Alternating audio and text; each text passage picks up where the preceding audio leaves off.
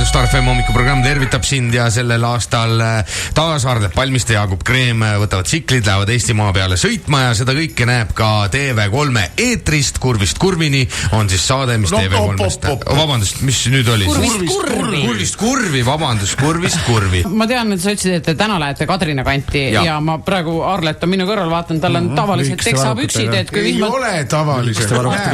Ma muideks seda aimasin, et ma olen endale samasugused kodus. Ja need on special materjalis, kui ma libisen, lendan, siis juhtub midagi nendega. Ära libise ja lenda, palun. Ma ühe korra kukkusin bensukas külili mootorratta. Aga selle hästi naljakas jalgi motikalla kinni, siplesin nagu sitikas seal all ja siis 3 politseiga tormas välja ja operaator ka. Ja operaator tuli, ma ütlesin, no filmid või? Ei, ma tulin siin käes, ma ütlesin, mis sa nüüd ainuke kord juhtub äksulit ja siis sa ei filmi. Sa näed, Arlet, muideks see hea välja võrdluses sellega, kui ma sind viimati nägin, tundub, et sa oled üldse hakanud vist sporti tegema. Oi, vangust. Kunagi sa olid selline kena ponks, ümar poiss. Sina ka. Aga praegu ma vaatan ikkagi, et ma ei tea, et tsiklimees ei pea ju väga heas vormis olema. Miks ei pea? Kas peab või? Muidugi.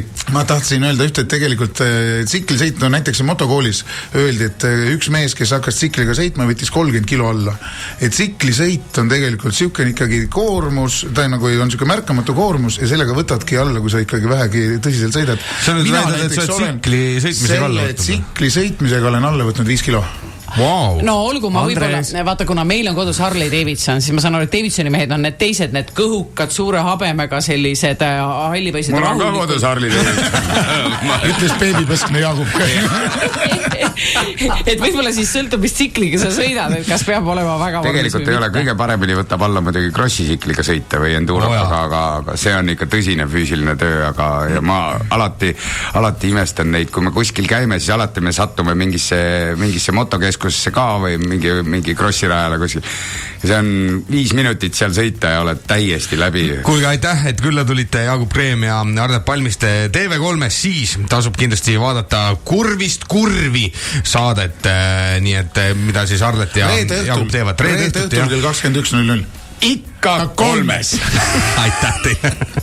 Alusta päeva hea tujuga. Ville Minev, Andres Puusepp ja Jürgen Pärnsalu. Raadio Star FM hommikuprogramm.